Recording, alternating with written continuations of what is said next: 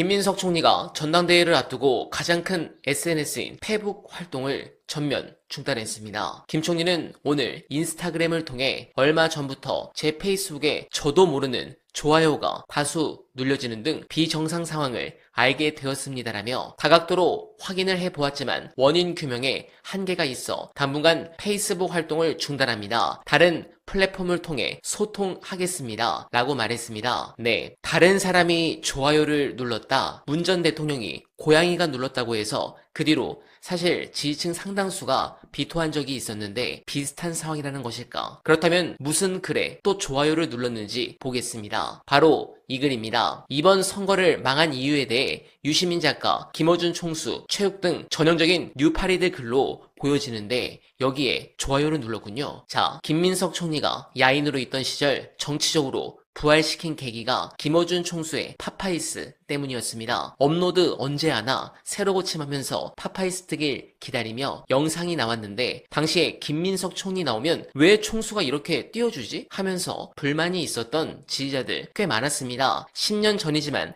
생생하게 기억납니다. 그런데 이게 한두 번도 아니고 왜 인간적으로 이런 식으로 김 총수한테 하면 안 되는 거 아닙니까? 솔직히 자, 다 떠나서 제가 우려하는 부분 말씀드리겠습니다. 이건 정청래 대표도 꼭 아셔야 합니다. 민주당의 전당대회를 준비하는 의원님들 지금 당장 선거가 없으니까 한숨 돌렸다고 생각하십니까? 천만의 말씀입니다. 바로 이때 일을 해야 합니다. 이재명 정부에게 주권자들이 위임한 권력을 가지고 실질적인 국정의 성과를 내야 하는 가장 결정적인 시기입니다. 그런데 당권을 쥐겠다고 전당대회를 대단히 분열적으로 진흙탕 싸움으로 치르게 되면 어떻게 될까요? 서로에게 깊은 내상을 입히고 나면 국정을 이끌어갈 동력과 에너지를 하나로 모으는 것은 원천적으로 불가능해집니다. 내부 권력 투쟁에 몰두하다가 개혁의 골든타임을 허공에 날려버리는 대단히 뼈아픈 자충수를 두게 되는 겁니다. 당장 외환 문제 대단히 심각한 수준으로 경고등이 켜져 있습니다. 중동의 지정학적 리스크 아직 전혀 정리되지 않았습니다. 동맹이라 믿는 미국은 또 어떻습니까? 당장 추가 관세 카드를 만지작거리며 강제 노동 프레임을 걸고 우리 기업과 경제의 목줄을 강하게 압박하고 있습니다. 우리가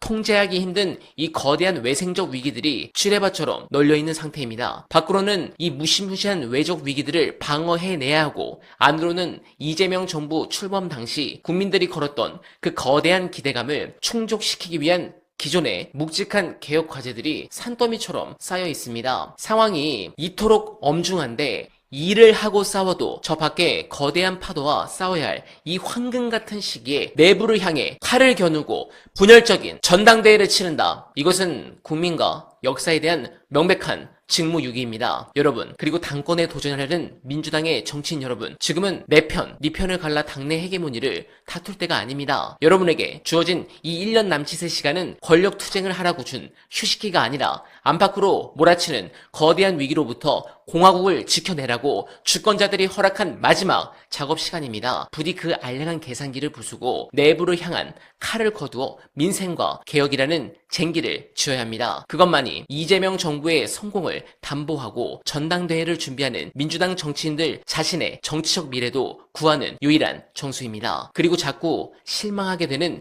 김 총리에 대해 충언을 좀 드리고자 합니다. 김 총리를 지지하던 아니면 저처럼 흐린 눈으로 보던 끝까지 들어주시면 감사드리겠습니다. 김 총리께서 왜 억울함을 삼켜야 하는지 그 이유는 명확합니다. 우리 민주진영 지지자들의 뇌리에는 후단협이라는 세 글자가 남긴 거대한 트라우마가 아직도 선명하게 각인되어 있기 때문입니다. 정치판, 솔직히 말해서 욕망의 시장 아닙니까? 보통의 정치인이라면 사익과 공익이 한 30대, 70 정도로 섞여 있어도 결과만 좋으면 국민들은 그래 자기 정치하느라 애쓴다며 적당히 눈 감아주고 인정해줍니다. 하지만 김민석 총리는 다릅니다. 이력이 워낙 화려하고 차기 주자로 꼽히는 체급이다 보니 기준이 가혹합니다. 남들은 30%의 사익이 허용되지만 김 총리는 그 사익의 기운, 즉 숨겨진 계산이 단 1%만 스쳐 지나가도 대중의 알람이 미친 듯이 울립니다. 거 봐라. 또 시작이다. 또 간본다. 또 자기 유불리 따져서 배신 때릴 준비한다. 이건 국민들의 편견이 아닙니다. 과거에 그 뼈아픈 선택이 남긴 지독한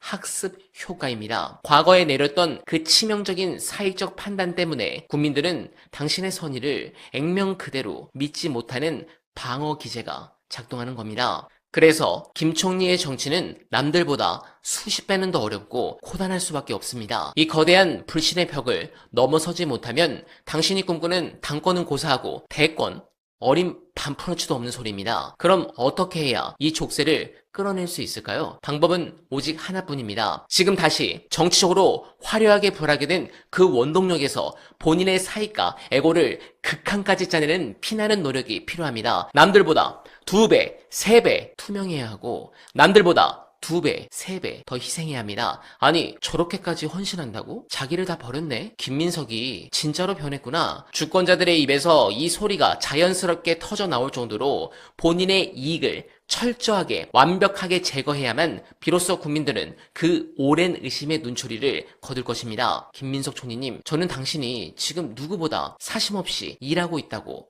믿고 싶습니다. 그런데 안타깝게도 지금 당신의 주변과 측근 그룹에서 차기 당권 문제로 얄팍하게 주판을 튕기고 계산기 두드리는 소리가 어날바 귓구멍에 들립니다. 그게 바로 국민들이 가장 두려워하는 소리입니다. 본인이 직접 지시했든 측근들이 알아서 호가호의를 하든 당권이니 대권이니 자신의 유불리를 따지는 그 냄새가 피어오르는 순간 당신의 정치 생명은 다시 그 끔찍한 과거의 늪으로 영원히 빨려 들어갈 것입니다. 계산기를 부수십시오. 저는 김민석 총리께서 이재명 정부의 성공을 위해 굳은 일을 도맡아 하는 훌륭한 파트너이자 민주당이 품어야 할 대단히 큰 정치적 자산이라고 믿고 싶고 반드시 그래야 합니다. 다만 제가 굉장히 높은 확률로 우려하는 상황이 일어날 가능성이 그렇게 된다면 이번 이재명 정부는 정말 어려워집니다. 관련해 이 부분에 있어 다시 들으면 놀라울 통찰 끝까지 봐주시고 여러분들의 생각 댓글로 부탁드립니다. 김민석 총리로 추정되는 이현주 의원으로 추정되는 의원과 국무위원 사이에 텔레그램 문자 그게 지난번에도 찍혔잖아요. 그거 아니라고 했어요. 아니라고 했어요. 네. 아니라 장인수 기자 보고 왜 그 무슨 검사들한테 공소 취소를 자발적으로 하면 어떠냐고 말했던 대통령 측근 고위 인사가 누군지에 대해서 왜 안 밝히냐고 막 엄청나게 공격을 해요. 근데 뉴스원에서는 그거 왜 안 밝혀요? 국무위원하고